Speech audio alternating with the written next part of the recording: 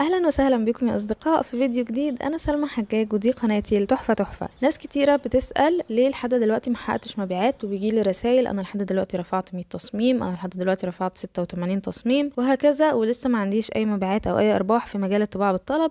فعشان كده في فيديو النهارده هقول لكم على 10 نصايح. النصايح ديت هتفيدكم جدا لو لسه ما حققتوش مبيعات او حققتوا مبيعات، هتفيدكم ان انتوا تحققوا مبيعات اكتر، وهتخليكم تعملوا تصاميم احترافية اكتر وقابلة للبيع بشكل اكبر. فيلا بينا نبتدي في فيديو النهاردة.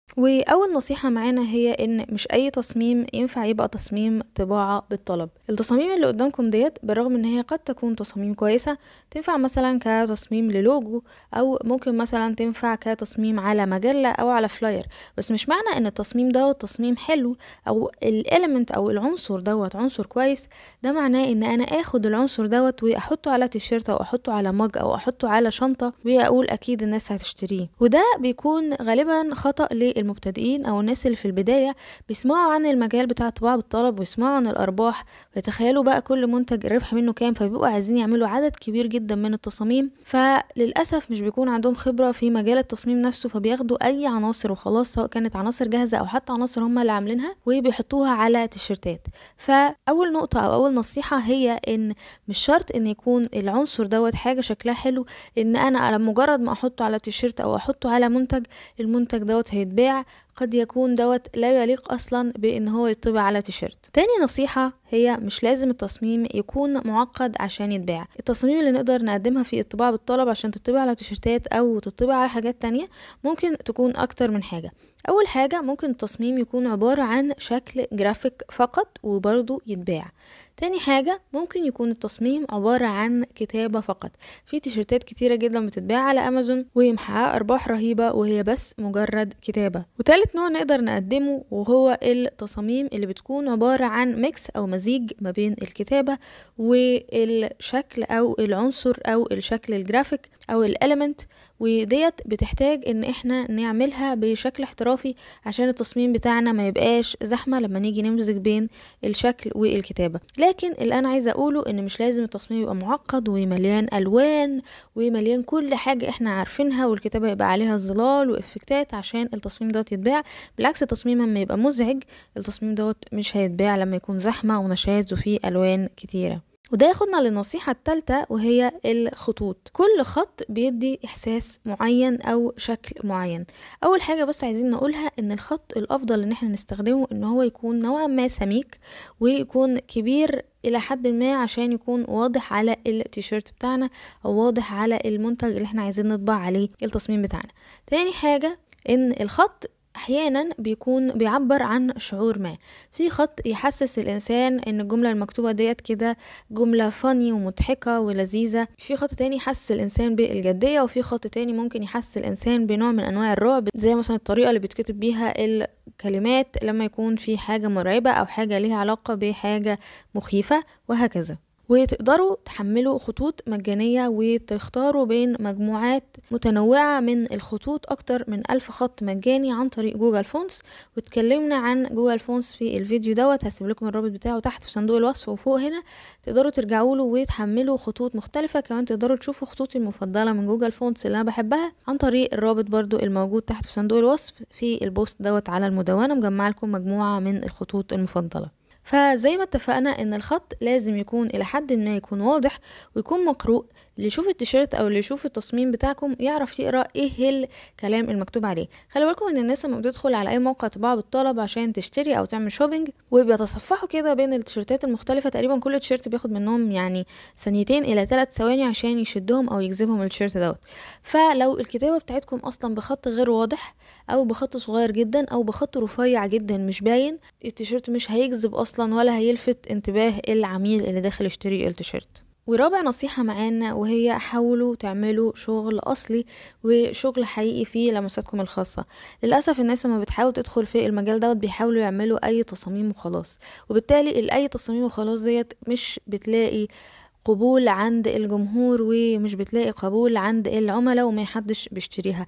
بشوف ناس كتيرة للأسف واخدة شعارات لبراندات معروفة وماركات معروفة، زي مثلا حد يروح واخد الشعار بتاع ابل وحطه على تيشيرت، حد تاني يروح واخد مثلا الشعار بتاع ساوند كلاود ويروح حطه على تيشيرت. للأسف مفيش حد هيشتري التصاميم ديت، وهنرجع نشتكي ان احنا ضيعنا وقت على الفاضي، وان التصاميم بتاعتنا ما اتباعتش، وان احنا ليه مش بنحقق مبيعات، لان التصاميم بتاعتنا اصلا مش اوريجينال. التصاميم بتاعتنا ما فيهاش اي فكره. التصاميم بتاعتنا عباره عن ان احنا بناخد شويه اشكال او شويه رموز من اي مصدر بقى، سواء كان جوجل او بنترست او اي حاجه، ونحطها على التيشيرت وخلاص. فنحاول ان احنا نعمل افكار وحاجات فيها اللمسه الخاصه بتاعتنا احنا. وخامس نصيحه، والنصيحة دي أنا كنت فاكرة إن مفيش داعي إن الواحد يقولها، لكن للأسف لما بشوف أمثلة للتصاميم بستغرب جدا إزاي الموضوع دوت موجود، وهي إن لازم التصميم نشيل منه الخلفية أو الباك جراوند.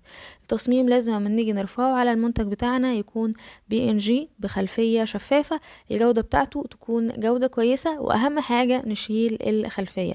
لو التصميم بالشكل دوت كده الخلفية موجودة عليه، لما نيجي نطبع التصميم دوت على التيشيرت هنلاحظ إيه؟ هنلاحظ إن لو التيشيرت مثلا ليه ألوان مختلفة، الخلفية بتكون موجودة بالشكل دوت بيكون شكلها مزعج جدا. مفيش أي حد هيحب إن هو يشتري تيشيرت بالشكل دوت. حتى انتوا نفسكم لو مثلا موجودين في متجر معين أو محل معين بيبيع تيشيرتات او بتتفرجوا على تيشيرتات اونلاين، 99% مش هتشتروا تيشيرت موجود عليه الخلفية بالشكل دوت. وفي دلوقتي ابليكيشنز وتطبيقات كتيرة جدا نقدر ان احنا نشيل عليها الخلفية بشكل مجاني. سادس نصيحة معانا هي اعملوا بحث كويس قبل ما تفكروا تعملوا تصميم. تقدروا تعملوا بحث عن الافكار بتاعه التصاميم اللي ممكن تعملوا زيها وتاخدوا منها الالهام، وتتفرجوا وتشوفوا اصلا ايه التيشيرتات اللي بتتباع. ودي خطوه مهمه جدا قبل ما ناخد خطوه ان احنا نفتح برنامج تصميم ونحاول ان احنا نعمل عليه تصميم. تقدروا ان انتوا تعملوا كده عن طريق ميرش انفورمر. ميرش انفورمر هو اداه مدفوعه، تقدروا انتوا تدخلوا عليها وتعملوا حساب ليكم هناك. تقدروا كمان تاخدوا خصم 20% عن طريق الكود تحفه وورلد، هسيب لكم الرابط بتاعه تحت في صندوق الوصف. كمان ميرش انفورمر حاليا عاملين عرض بمناسبه العروض بتاعه الجمعه البيضاء، هسيب لكم الرابط برضو بتاع الاوفر دوت تحت في صندوق الوصف. وعن طريق ميرش انفورمر انا بحب ادخل واشوف المجال اللي انا عايزاه، واتفرج على التيشيرتات الموجوده في المجال دوت، واشوف ايه الاشكال الموجوده، ايه التيشيرتات اللي بتتباع اكتر من التيشيرتات التانية، ايه الجمل المضحكه مثلا او الجمل الكوتس اللي ممكن تبقى في المجال دوت. هل لازم استخدم مثلا صور كتيره زحمه ولا ممكن استخدم صوره واحده؟ طب الناس اللي مستخدمه صور كتيره او اشكال جرافيك كتيره في التصميم وبالرغم من دوت التصميم بتاعهم متباع، احاول اتفرج على التصميم دوت واتعلم منه واشوف ازاي هم دامجين العناصر دي كلها عشان يطلع في الاخر تصميم تيشيرت شكله حلو. لو مش عايزين تشتركوا في حاجه زي ميرش انفورمر او حاليا ميزانيتكم لا تسمح بدوت، طبعا دي حاجه تحترم جدا. تقدروا تدخلوا على ويب سايت زي اتسي،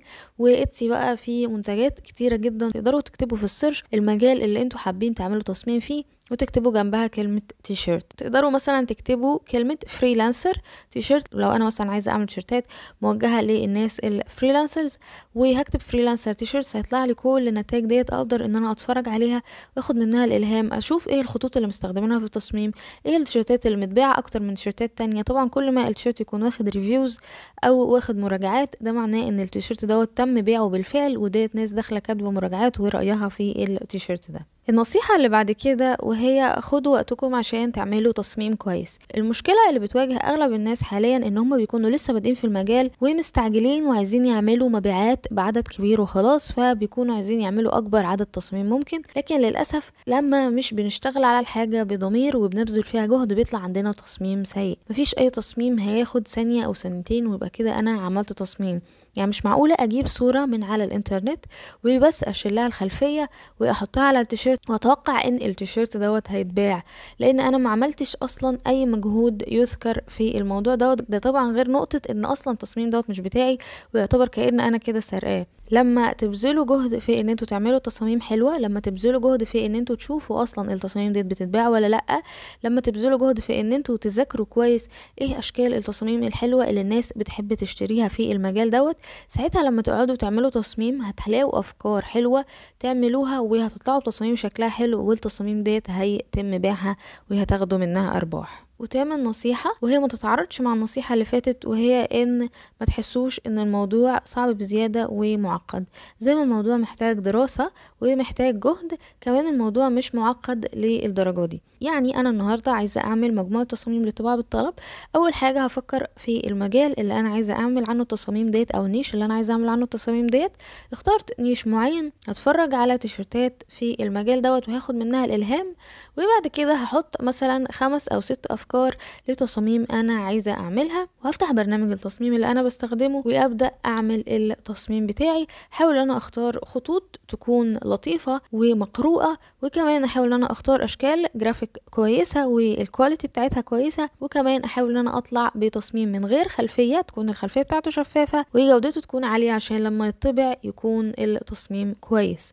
بس كده اقدر ان انا كل يوم مثلا اطلع ب5 تصاميم جداد، ارفعهم على موقع الطباعة بالطلب المختلفة ويحققوا لي ارباح. كمان مهم ان انا بعد كده اشوف ايه التصاميم اللي اتباعت عندي اكتر، عشان ديت كده بتديني زي اشارة ان ديت التصاميم الناجحة اللي عندي، فاقدر ان انا اعمل بنفس الستايل دوت تصاميم تانية جديدة. وتسع نصيحة، ودي تعتبر تقريبا يعني اهم نصيحة، وهي لما نيجي نفكر في التصميم اللي الناس حابة تشتريه، مش اللي احنا حابين نعمله او مش على حاجة على ذوقنا احنا، لا احنا هنبيع تصاميم للناس، فلازم نفكر بالطريقة اللي الناس بتفكر بيها. يعني لما اجي اعمل تصميم اتخيل هل في حد هيشتري التصميم دوت بتاعي ولا لا. يعني انا شفت تصميم ما شخص معين كان منزله على جروب بيسأل الناس رأيهم في التصميم دوت، والتصميم ده كان عبارة عن 3 رسومات ل3 فواكه كده زي موزة وتفاحة وفاكهة تانية برتقانة او حاجة زي كده، وقدام كل فاكهة من دول اسمها سهم واسمها بالانجليزي، كأنه بالظبط الموضوع درس انجليزي، والمفروض ان التصميم دوت هيطبع على تيشيرت او هودي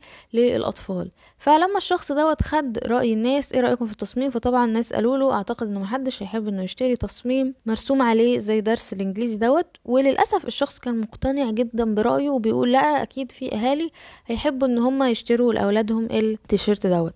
التصميم دوت انا اعمله في حالة واحدة فقط، وغالبا الحالة ديت مش موجودة، لو انا عارفة حد معين او انا عندي يعني جمهور من الامهات وطالبوا مني ان انا اعمل لهم تيشيرت عليه صورة الفاكهة وقدامها اسمها بالانجليزي.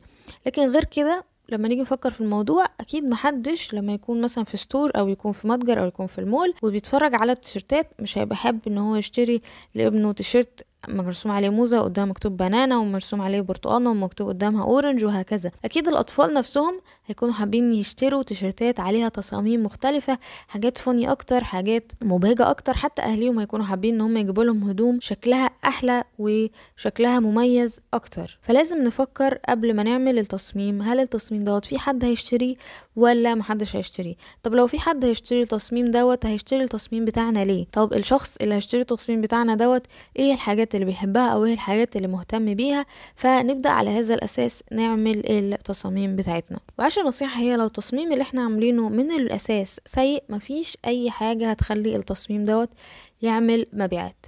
يعني لو التصميم بتاعنا سيء وعاملين له تسويق بشكل قوي جدا، عاملين له اعلانات مدفوعة على فيسبوك وعلى انستجرام وعلى غيره، كاتبين التاجز والعنوان والديسكريبشن بطريقة صحيحة لدرجة ان التصميم بتاعنا طلع في الصفحة الاولانية للموقع، بالرغم من كل دوت لو التصميم بتاعنا سيء، برضو الناس اللي بتتصفح الموقع وتشوف التصميم بتاعنا في الصفحة الاولى للموقع او حتى في الصفحة الرئيسية للموقع هيعدوا التصميم دوت ومش هيبصوا عليه لان التصميم بتاعنا سيء. التصميم السيء دوت يندرج تحتيه التصميم اللي بيكون مش شايلين الخلفية منه، التصميم اللي الجودة بتاعته سيئة، اكيد مفيش حد يحب انه يشتري تصميم الرسمة او الشكل الجرافيك اللي عليه او حتى الكتابة اللي عليه مبكسلة وجودتها سيئة. التصميم السيء كذلك اللي فيه الوان بايظة او الوان متداخلة او الوان كتيرة قوي مع بعض عاملة نشاز وازعاج. كذلك التصميم اللي بلا معنى، زي مثلا ان يكون تصميم عليه اللوجو بتاع شركة ابل او تصميم يكون عليه اللوجو بتاع جوجل او غيره. خليكم فاكرين ان التصاميم بتاعت الطباعة بالطلب الناس بتشتريها عشان هي مميزة، والناس بتشتريها عشان هي فيها حاجة مخصوص عايزين يشتروها. يعني ممكن انا اقابل حد في الشارع او اشوف حد في الشارع يكون اوكي لابس تيشيرت عليه لوجو ابل او لابس تيشيرت عليه لوجو فيسبوك او اي حاجة، لكن غالبا الشخص دوت مش هيكون شاري التيشيرت دوت لان هو بيحب ابل جدا وعايز يشتري التيشيرت ده. الشخص ده غالبا هيكون اشترى التيشيرت دوت لان هو لقى عليه اوفر في محل معين او لقى سعره رخيص، لكن مش هيكون جايب التيشيرت دوت مخصوص.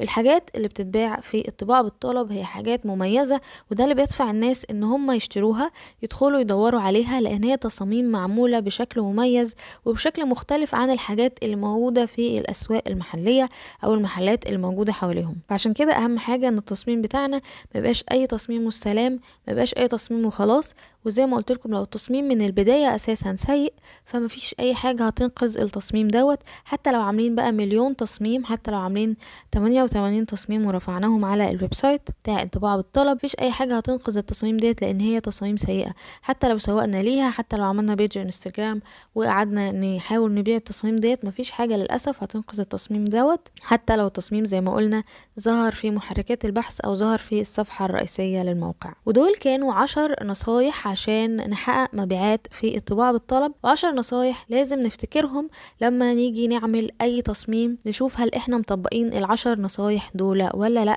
يا رب يكون الفيديو النهاردة فاتكم وكان لطيف وخفيف على قلوبكم، ويكون جاوب على سؤالكم انا ليه محققتش مبيعات لحد دلوقتي. بس كده دي كانت كل حاجة الفيديو النهاردة. ما تنسوش انتوا تقدروا تدعمونا دايما بشكل مجاني عن طريق ان انتوا تعملوا سبسكرايب وتفعلوا الجرس وتختاروا اول عشان يوصلكم كل جديد. كمان تقدروا تتابعونا على المدونة فيسبوك تليجرام وانستجرام، هسيب لكم كل الروابط دي تحت في صندوق الوصف. ودلوقتي كمان تقدروا تدعمونا بشكل مادي عن طريق ان انتوا تدوسوا على زرار ثانكس او شكرا اللي على شكل قلب اللي تحت الفيديو هنا. والى اللقاء في فيديو جديد، دمتم بخير، باي باي.